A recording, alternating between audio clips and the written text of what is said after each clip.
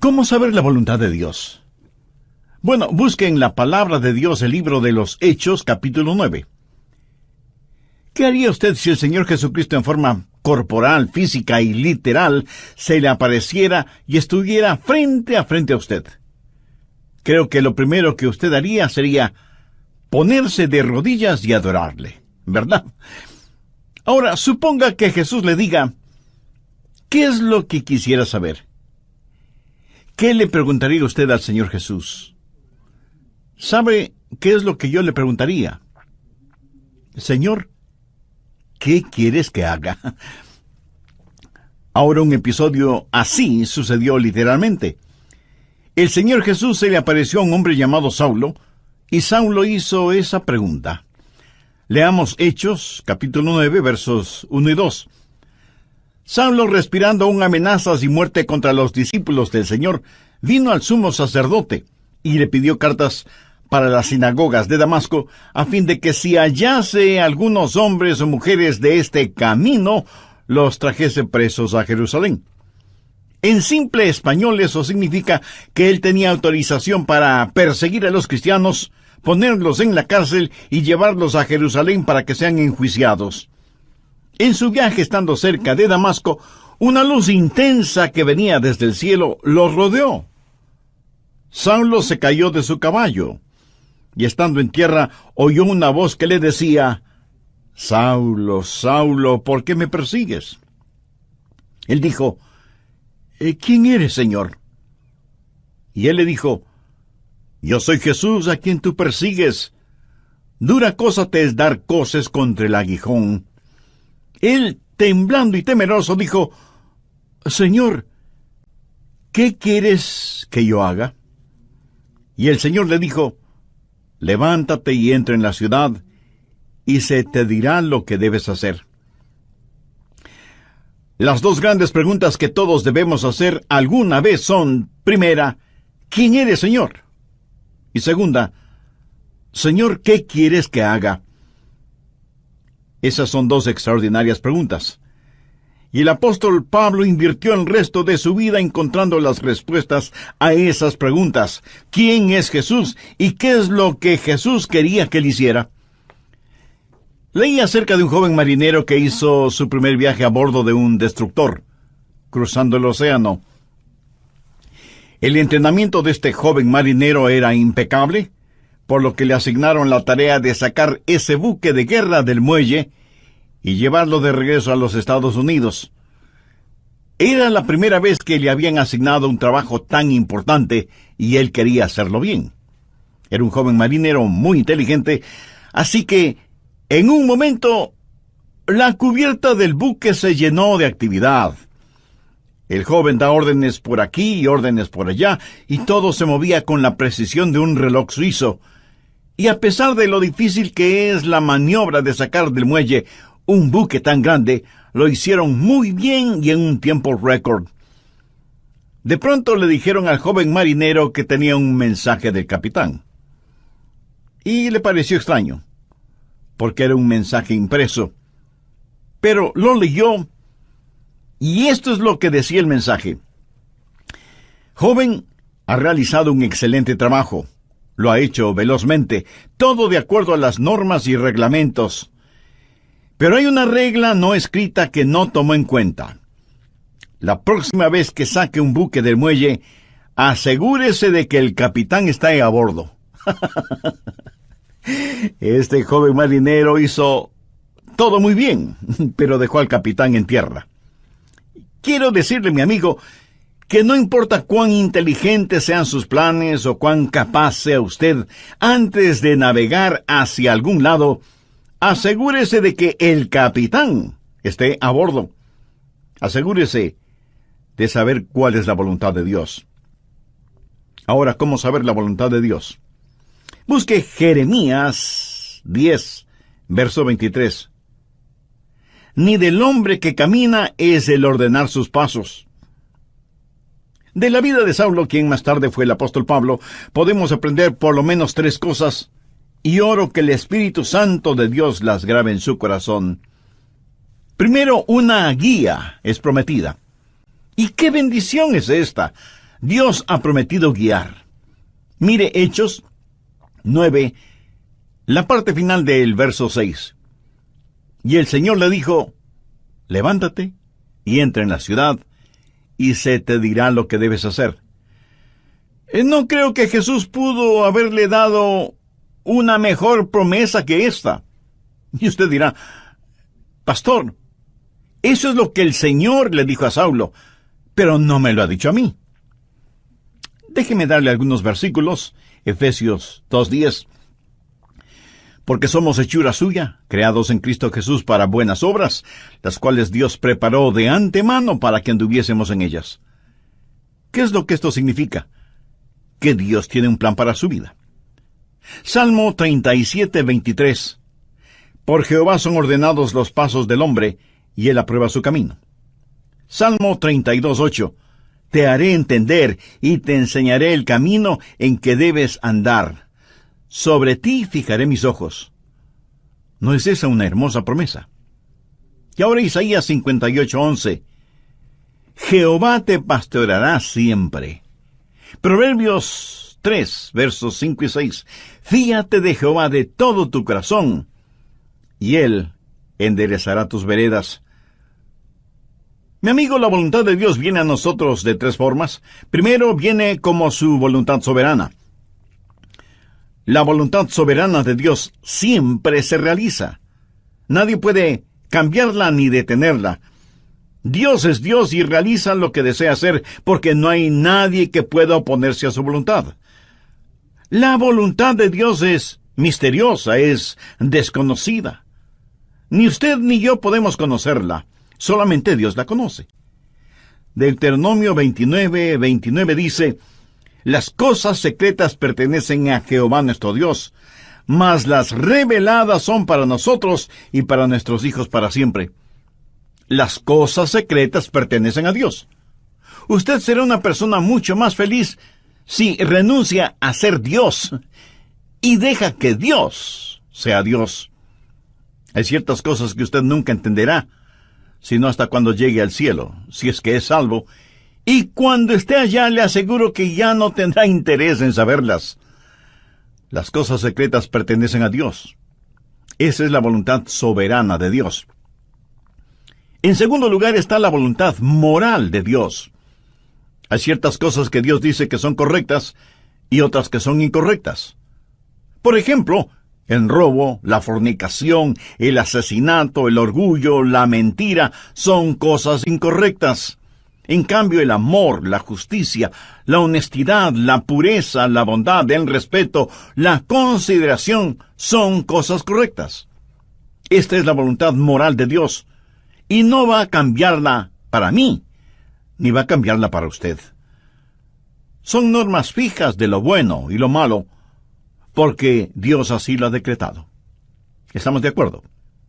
La voluntad moral de Dios la encontramos en la palabra de Dios, sin titubeos, sin tartamudeos, ni apologías, ni vacilaciones.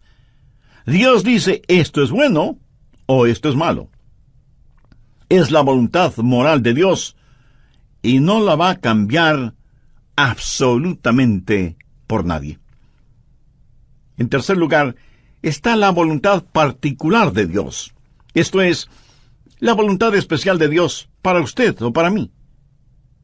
Dios tuvo una voluntad especial para Saulo. Por ejemplo, mire en Hechos 9:15. El Señor le dijo, ve, porque instrumento escogido me es este para llevar mi nombre en presencia de los gentiles y de reyes y de los hijos de Israel, porque yo le mostraré cuánto le es necesario padecer por mi nombre. Dios tuvo un plan muy especial para este hombre. Pablo sería un apóstol a los gentiles. Era un vaso escogido.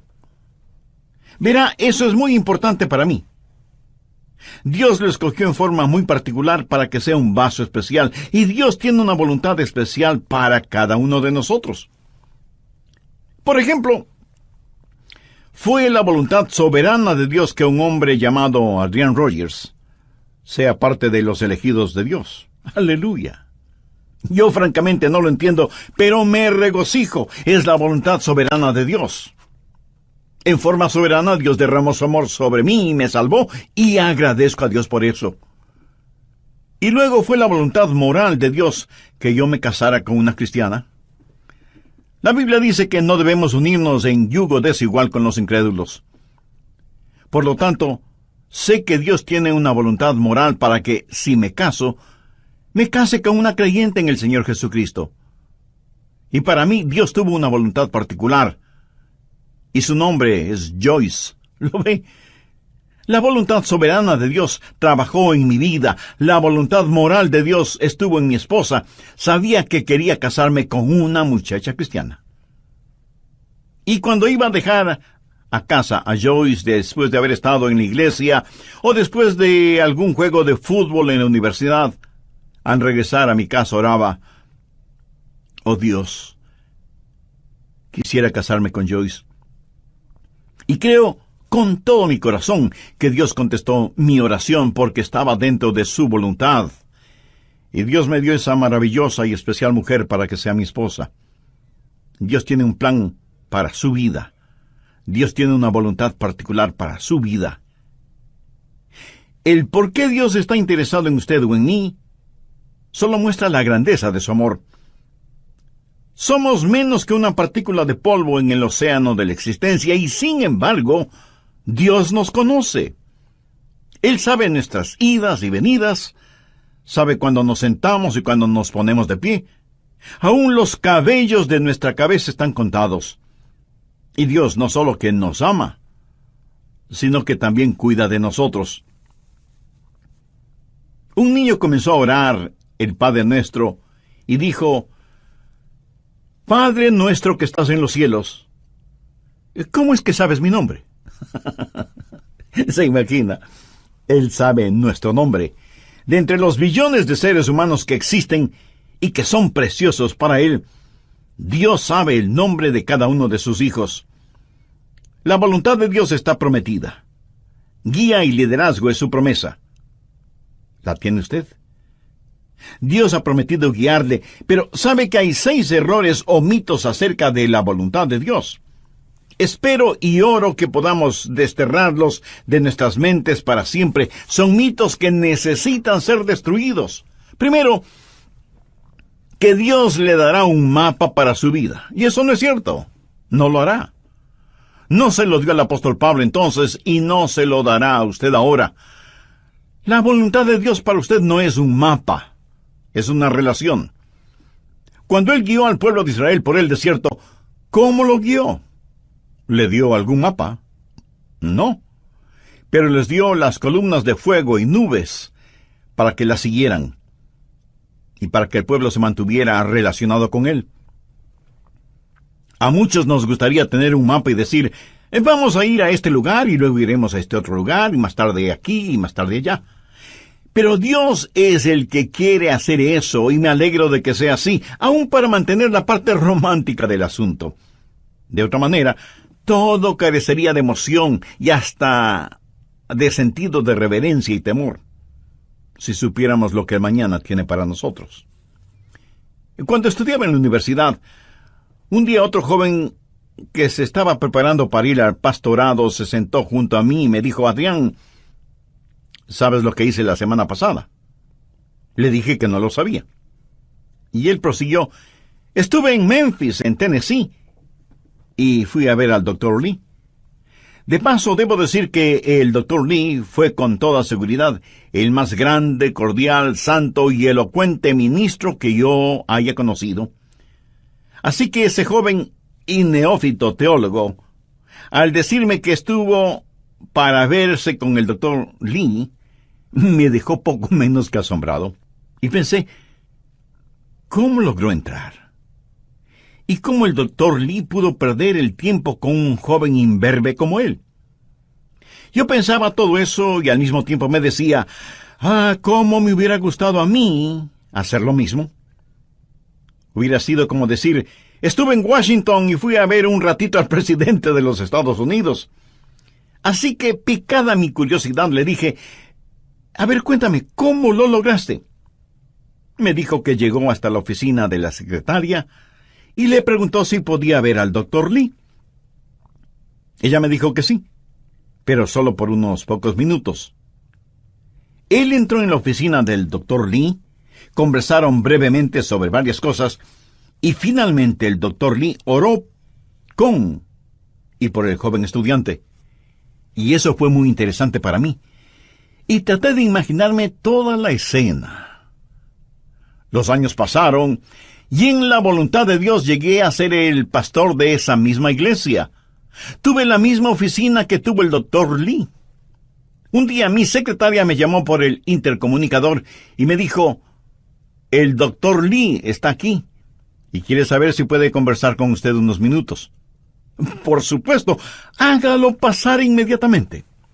Y sin querer, vino a mi memoria el episodio de mi joven amigo universitario que años atrás, estando de paso por Memphis, fue recibido en forma cordial e inmediata por el Dr. Lee.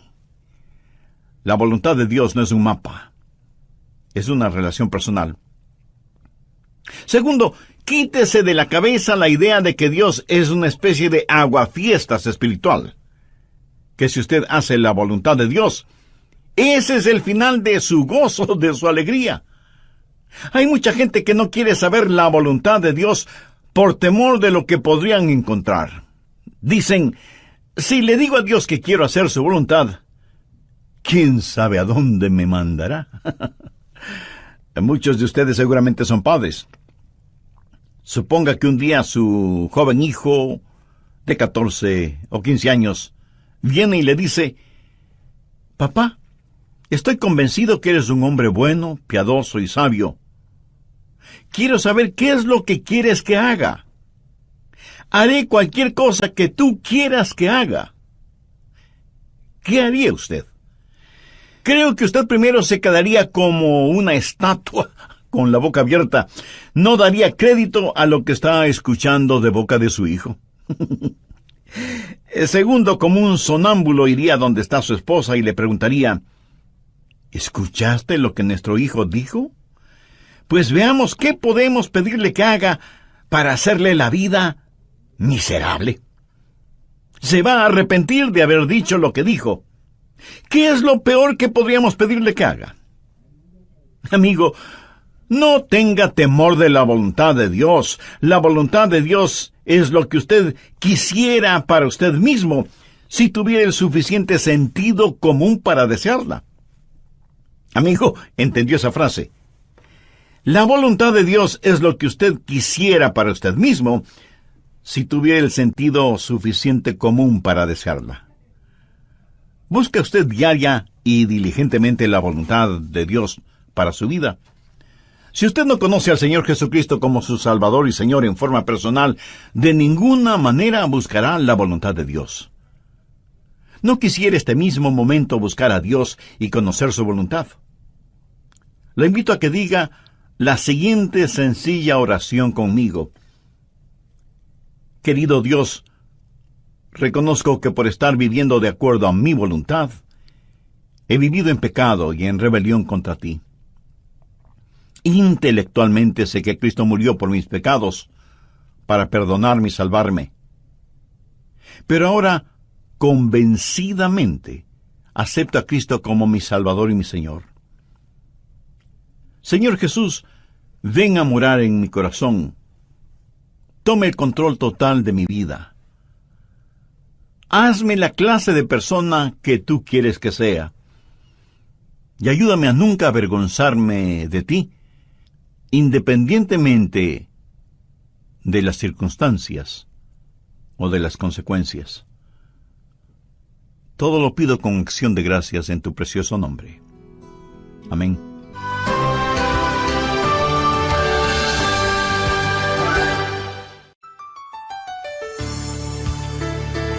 Este es el Ministerio de Estudio Bíblico Radial del Dr. Adrian Rogers. Imagínese a un hombre empujando un viejo automóvil a una estación de servicio.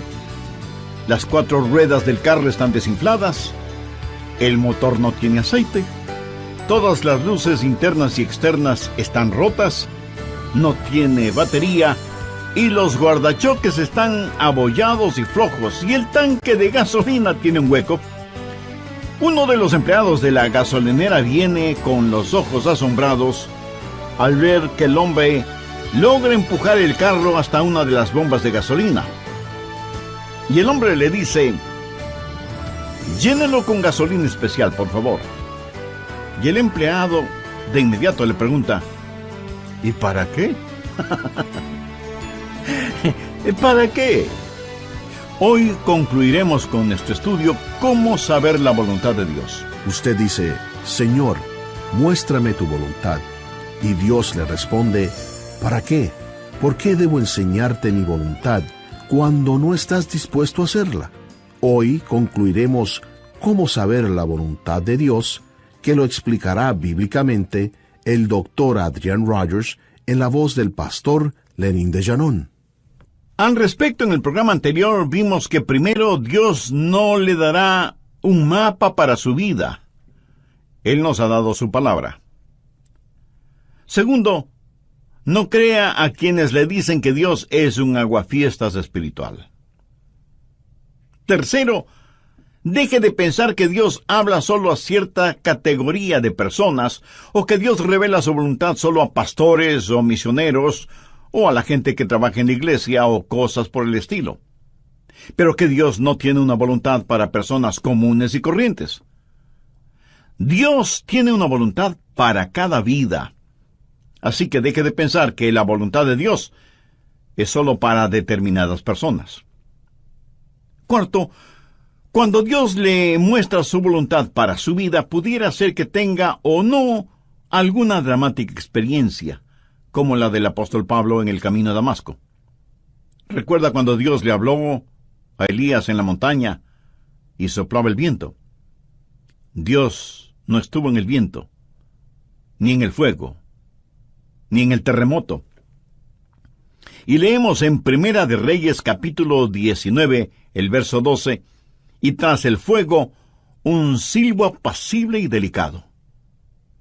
Ahora algunas veces Dios habla en los terremotos o en el fuego. El apóstol Pablo tuvo una especie de terremoto espiritual en su camino a Damasco. Pero usted deje que Dios sea Dios en su vida. Dios habla apaciblemente a algunas personas y a otras Dios tiene que llamarles fuertemente la atención. Quinto, otro mito que debemos sacarlo del corazón y mente es el creer que Dios muestra su voluntad solo a gente joven, pero no a gente mayor. Siempre les estamos diciendo a los jóvenes que deben buscar la voluntad de Dios para sus vidas. Escuche, quiero decirle que usted, sea que tenga 9 años de edad o 90 años de edad, usted debe buscar la voluntad de Dios para su vida. Si Dios ya hubiera terminado con usted, Él ya le hubiera llevado al cielo. Dios tiene un plan para su vida. Sexto, el último mito que necesitamos destruir es el que dice que de alguna manera Dios oculta o esconde su voluntad de nosotros. Pensemos nuevamente en el joven que está frente a su padre, quien le dice: hijo, hay algo que quiero que hagas, y si lo haces, te daré una buena recompensa. Pero si no lo haces, te llevaré a tu cuarto y aplicaré la vara de la disciplina donde termina tu espalda. Y el hijo responde: bueno, papá, ya que lo explicas de esa manera, ¿qué es lo que quieres que haga? Y el padre le responde: pues no te lo voy a decir. Tú debes descubrirlo. Pregunto, ¿qué clase de padre haría una cosa así? Dios no esconde su voluntad de nosotros. Todos los versículos que hemos visto dicen que Dios quiere revelar su voluntad, que Dios quiere mostrarnos su voluntad. La voluntad de Dios no es una especie de tesoro de piratas, escondido quién sabe dónde. Segundo, la guía es provisional. Hay ciertas provisiones que están en juego antes de que usted conozca la guía de Dios. Por ejemplo, en primer lugar, debe haber disponibilidad. Miremos nuevamente Hechos 9:6. Él, temblando y temeroso, dijo: Señor, ¿qué quieres que yo haga? Ahora, eso presupone que él quiere hacer lo que Dios quiere que él haga. Mucha gente quiere hacer su propia voluntad, pero que Dios ponga su sello de aprobación. Son como las personas que buscan un arquitecto porque quieren construir sus casas, pero en realidad lo que quieren es que el arquitecto interprete y diseñe lo que ellos tienen en mente. Y eso está bien cuando se trata de construir una casa, pero no está bien cuando se trata de construir una vida. La pregunta de Pablo fue: Señor, ¿qué quieres que yo haga?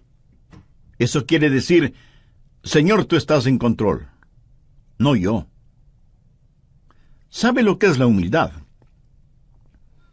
Humildad significa que se le puede enseñar. ¿A cuántos de ustedes se les podría enseñar hoy? El Salmo 25:9 dice: encaminará a los humildes por el juicio y enseñará a los mansos su carrera. ¿Es usted humilde? ¿Manso? Si no lo es, usted no estará disponible. Si no lo es, no conocerá la voluntad de Dios. Pero no solo debe haber disponibilidad y mansedumbre, sino también, y en tercer lugar, debe haber apertura. Apertura.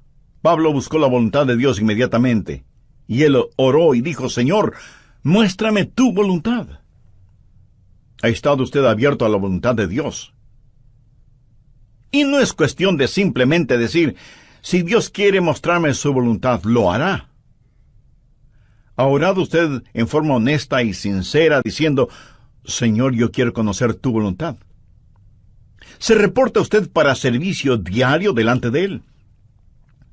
Después de conocer al Señor Jesús, usted va a ser como Pablo y decir: Señor, ¿qué quieres que yo haga? Y aún hay otra provisión. Hechos 9, versos 8 y 9.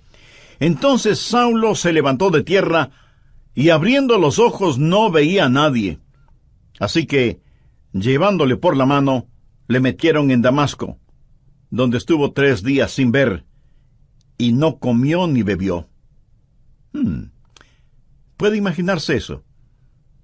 Aquí está este hombre que capturaba y encarcelaba a muchos, y ahora ciego, es tomado de la mano para ser guiado.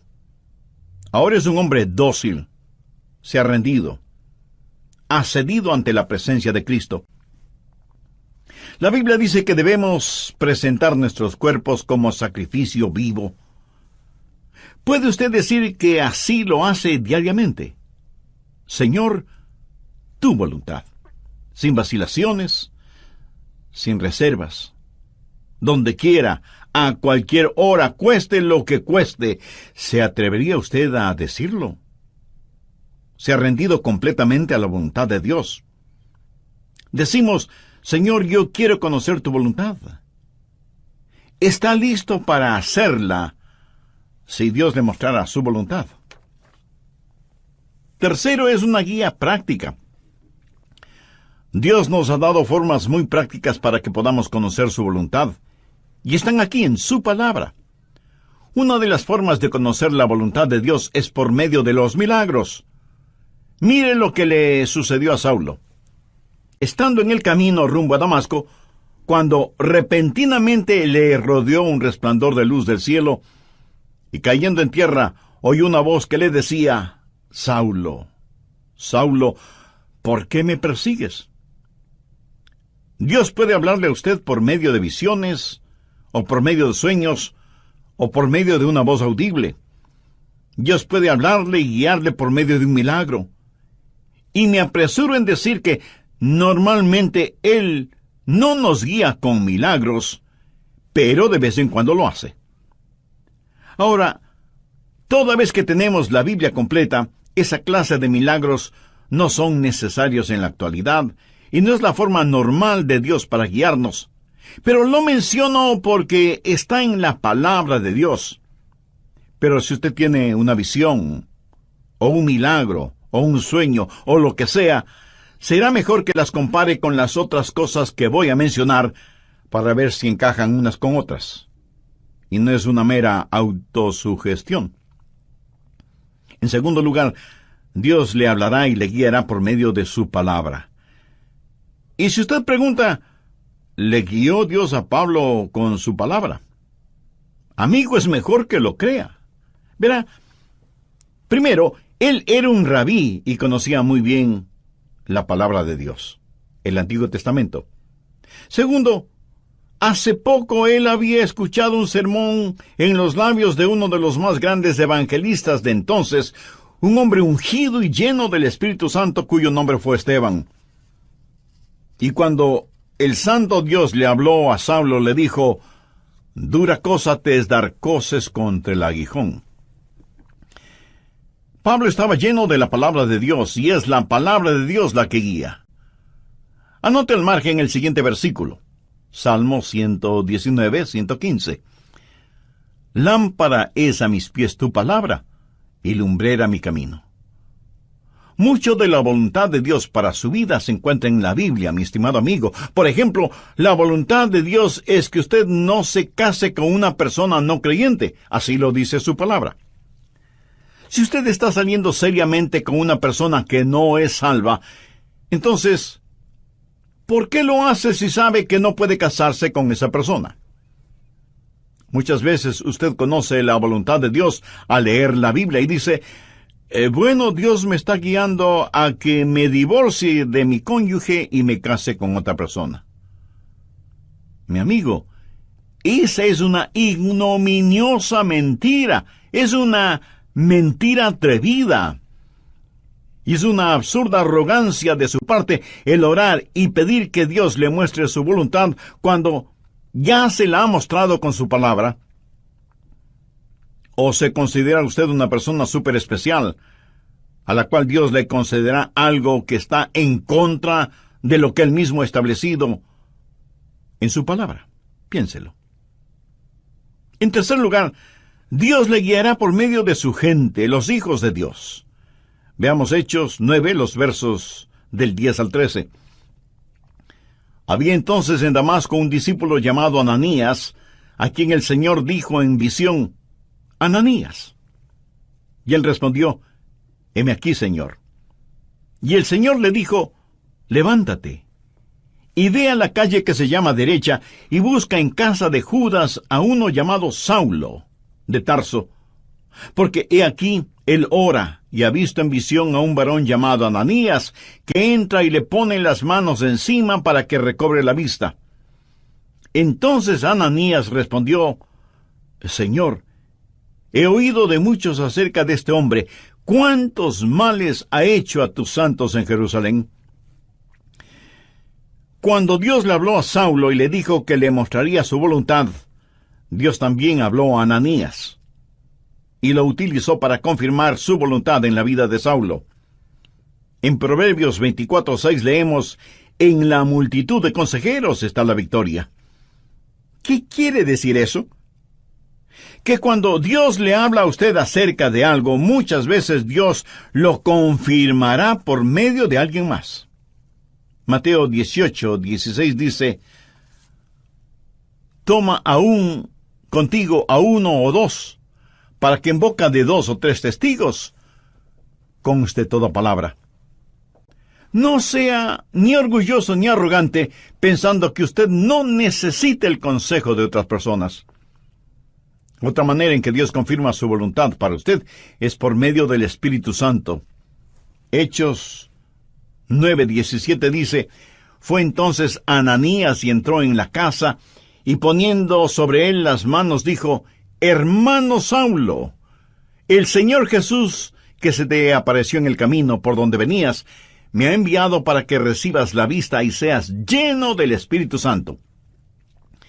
Y desde ese momento el Espíritu de Dios estuvo guiando a Saulo, quien más tarde escribió a los romanos, «Porque todos los que son guiados por el Espíritu de Dios, estos son hijos de Dios».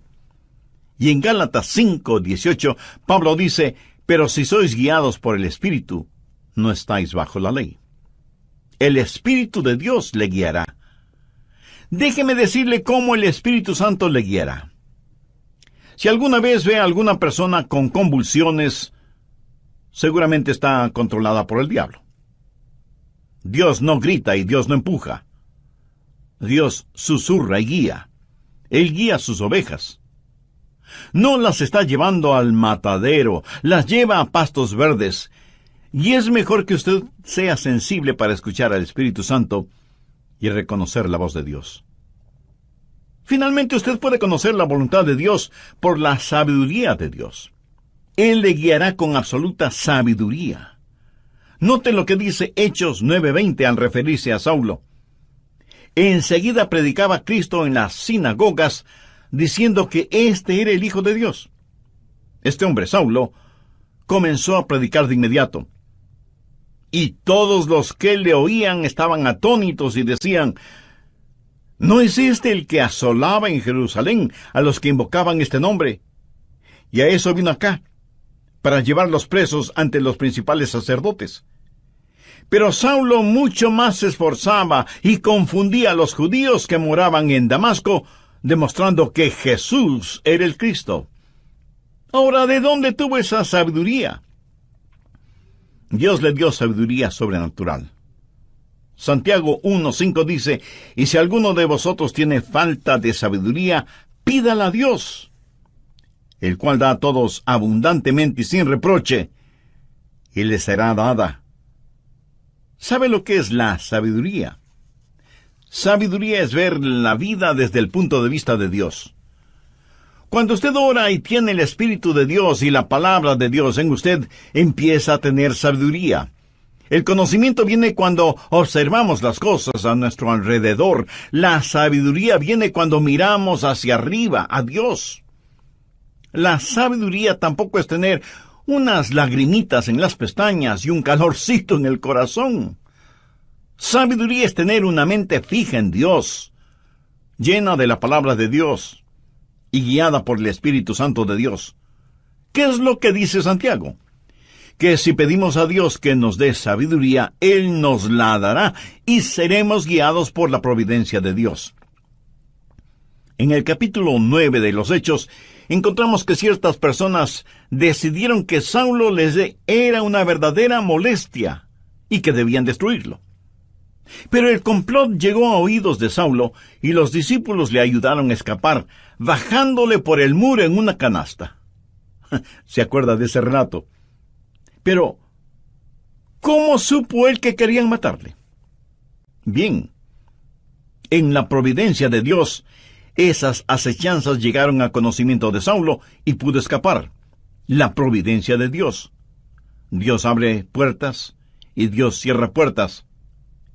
Y lo que usted podría considerar casualidad es el plan de Dios y la forma en que Dios nos guía en este mundo. Y muchas veces no lo vemos como la providencia de Dios, sino hasta muchos años después. Amigo, no tenga temor de la voluntad de Dios. La voluntad de Dios no lo llevará donde el poder de Dios no pueda sustentarlo. Y la voluntad de Dios es absolutamente lo mejor para usted, para su cónyuge, para sus hijos. Ahora escúcheme muy atentamente. La forma de conocer la voluntad de Dios para el resto de su vida es hacer la voluntad de Dios ahora. Es muy difícil el pilotear un barco que no se mueve. Verá, la forma de entender la parte de la Biblia que no entiende es obedeciendo lo que sí entiende. La manera de saber acerca del futuro es obedeciendo a Dios ahora en el presente. Y si usted tiene interés en poseer la voluntad de Dios para su vida, le diré lo que el apóstol Pablo dijo hace ya tantos siglos. Señor, ¿quién eres?